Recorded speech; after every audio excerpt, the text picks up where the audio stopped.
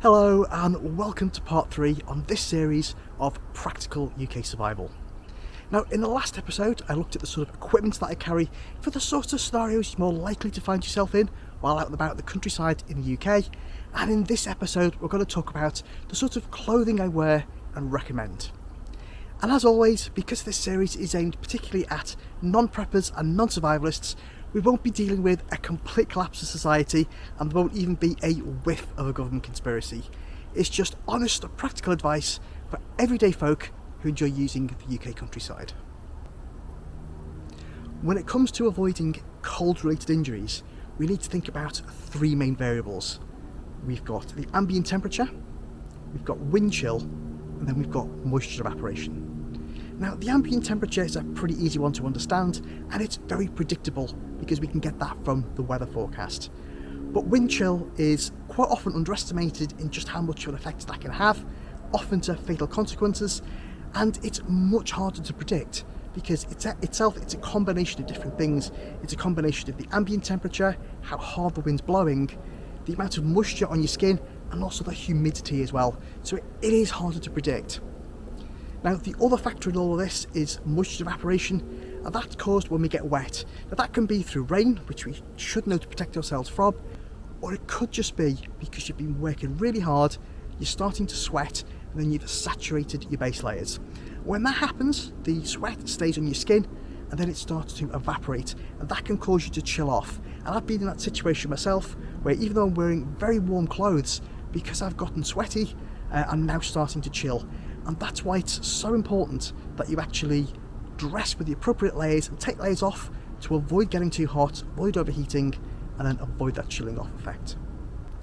The reality is that when you consider the effects of ambient temperature, being wet and wind chill, then it's cold enough all year round in the UK to get hypothermia. Now, a couple of years ago, well, quite a few years ago now, I actually had to evacuate a friend from an exercise. We were on Exmoor, and I had to evacuate him back to the medical centre in Camp because he developed stage 2 hypothermia, and it was in early August, and we were wearing full military kit. And what happened is we'd both gotten wet because of the sweat of getting up there, and then he'd started to chill off. So it can happen all year round, and that's why it's so important to pay attention to it. Now, in the UK, a 3-layer system is usually sufficient, and I'm going to show you this very quickly because it's a very warm day and I'm already sweating like a Geordie in a maths test. So you start off with your outer layer, which is a waterproof, windproof shell. Obviously this is designed to protect you from the kind of the wind and the rain. So take that off. And underneath that, what you have is your insulation layer. Now this is designed to trap air inside, and this keeps you nice and warm. So that's what this layer is for. And underneath that layer, we have the base layer. And the base layer is designed to, it's the layer against your skin, and this is designed to wick away any sweat.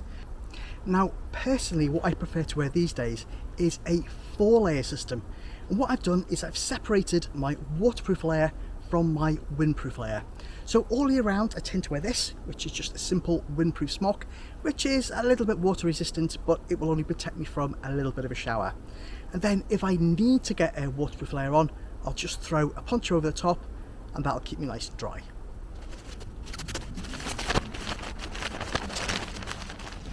And the beauty about this arrangement is it can also be used as a shelter, as a stretcher, and a lot of other uses too.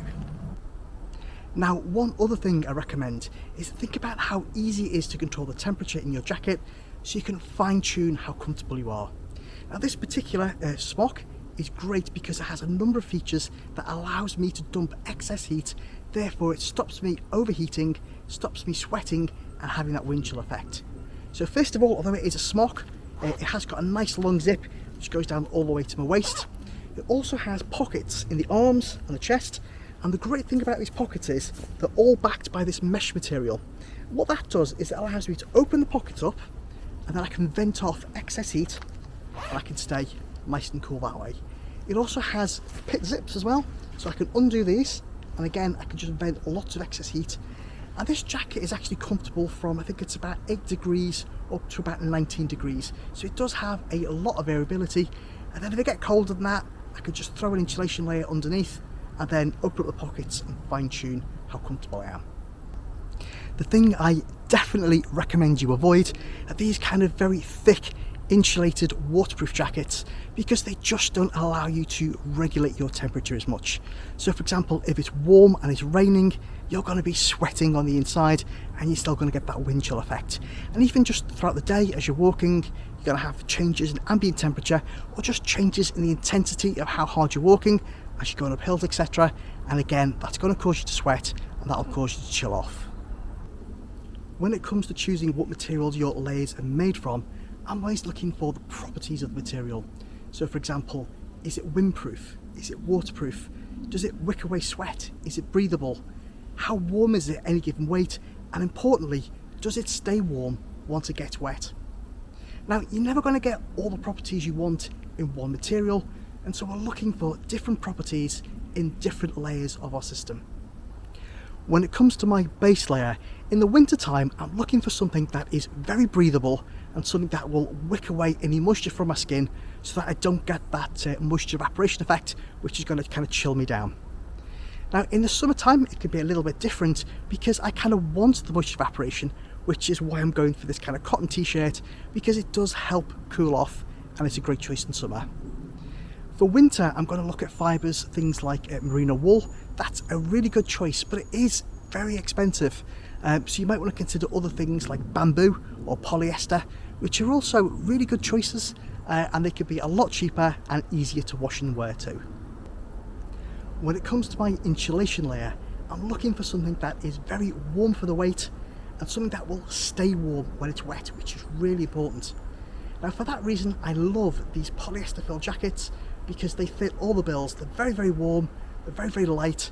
They have this windproof coating as well, which is great, or wind resistant coating, and they compress down into a little tiny ball, so they take up no weight and no space in your bag. So these are a great choice.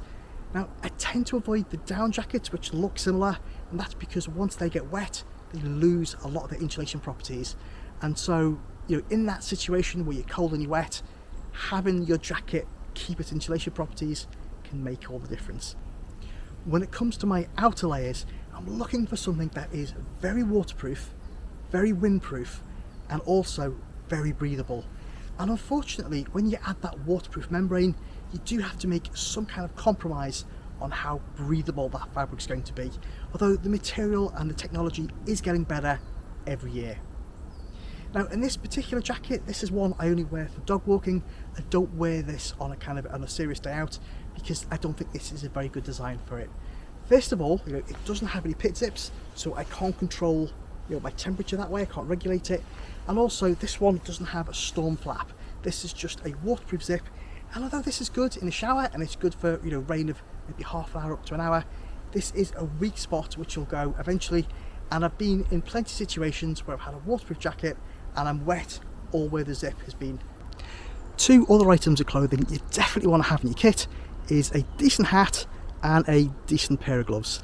And for both of these, I like this soft shell type material, because it's light and it is windproof as well.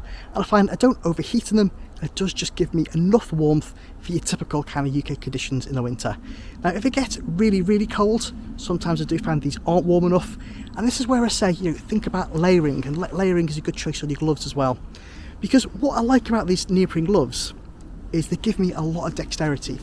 So when I've got them on, I can touch things, I can do things with them on. I don't need to take them off in order to do anything. That's why they're so great. But when it's really, really cold, what I can do is I put a waterproof gauntlet over the top. That'll then make these waterproof as well, gives you that extra added layer of warmth. And then when I need to do something, I just take it off. I can still do what I need to do wearing the gloves so my hands don't freeze, and then I can just put the glove back on. Now, your hands are so important to keep warm, because it's not just about making them comfortable. If your hands get too cold, they stop working properly, and then you're unable to build a fire, you're unable to make a shelter, and it can lead to this cascading failure that can actually prove really serious. So definitely think about having a good set of gloves. It's a good investment to make. And another thing I've started carrying, which I think are really useful, is a little Snood, because these fold down to absolutely nothing, but when you open them out, it's a pretty decent sized bit of material there. And what you can do with this is you can put it over your head, it'll cover your face, it'll cover your neck, and it actually makes it a lot more comfortable, especially when you've got the wind and the rain, can really take the sting out. Plus it can be used for other things as well. For example, if you needed to sort of use this as a pre-filter, like a mill bag, before you boiled water, you get all the kind of, the twigs and the bits of mud out of any water that you need to purify. So for the size and weight of it, that is definitely worth carrying. And last but not least, we've got our footwear. Now, some people are going to swear by walking shoes, and some people are going to swear by walking boots. There's even a growing minority who believe in barefoot walking or using minimal shoes with very thin soles so that they can feel every undulation and pebble and get that kind of feedback from the trail. Now, from a survival perspective, as opposed to a deep theological debate on how humans walk, what we want from our footwear is clear. We want protection, and that's got to protect us from slips, it's got to protect us from punctures, from cuts and abrasions, from knocks, and from mush during rest as well, because that will lead to blisters. So I would say choose either a walking shoe or a walking boot.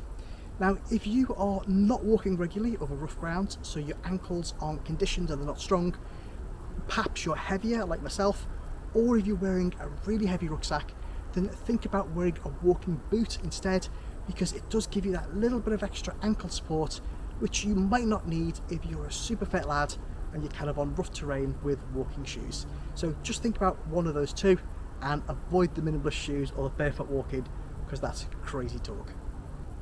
In the next episode, we're going to look at survival shelters, and as that is such an important thing in the UK, that video will definitely be worth a look, and we'll be getting very hands-on building some shelters. Now, if you don't want to miss that video or anything next, which is going to be shown over the following series, think about subscribing, hit the bell icon, and I shall see you next time.